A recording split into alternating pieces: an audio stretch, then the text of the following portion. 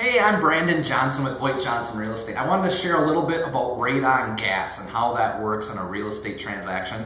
About 5 years ago, the state included radon as part of the Minnesota forms in the purchase agreement. Prior to that, we really didn't use radon testing. It wasn't part of the transaction. So that's changed here recently. How does that work when you're buying or selling a house?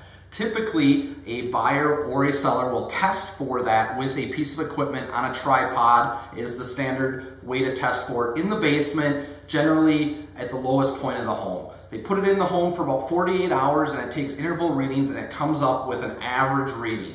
If it's above 4.0, that's deemed elevated by the EPA and generally means a radon mitigation system is needed. That's completely negotiable between the buyer and seller. The general cost is between $1,500 to $1,800 for a standard mitigation system. There can be more expensive versions needed depending on the home. It's typically placed in a sump pump area pit, or if it's an older home without the drain tile system, they make pressure points in the concrete and they plumb out PVC pipe through the roof and attach a fan that blows that gas through and exhausts out the roof. Generally, that the buyer can say, we want this done, but again, it's completely negotiable. One thing that we are all learning in this industry, I have a client now who tested themselves, put their home on the market in the fall, and the reading was about 2.5, and now the buyers tested and the reading's over 12. And what happens is it's a point in time test. It can fluctuate, it can change.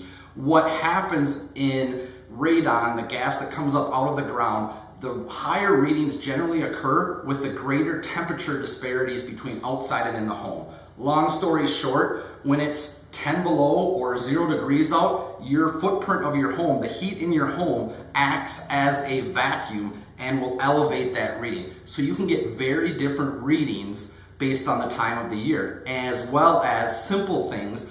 Some people think they're gonna open up the windows and let that radon out. That acts as a vacuum also, just like a fireplace vent running while you're testing or a dryer venting. All of that creates a suction and will suck that radon into your house and elevate the readings too. So you want to get an accurate reading, but it can change over time.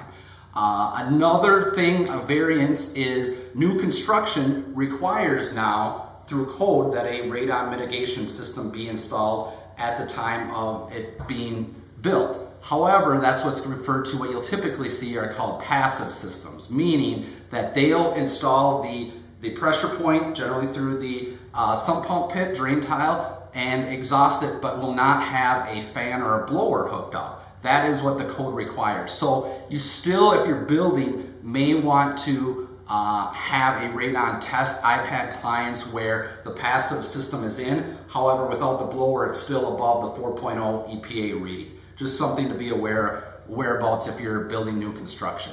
Once the system is in, you'll see on the PVC pipe, we'll maybe get a photo and put it in here.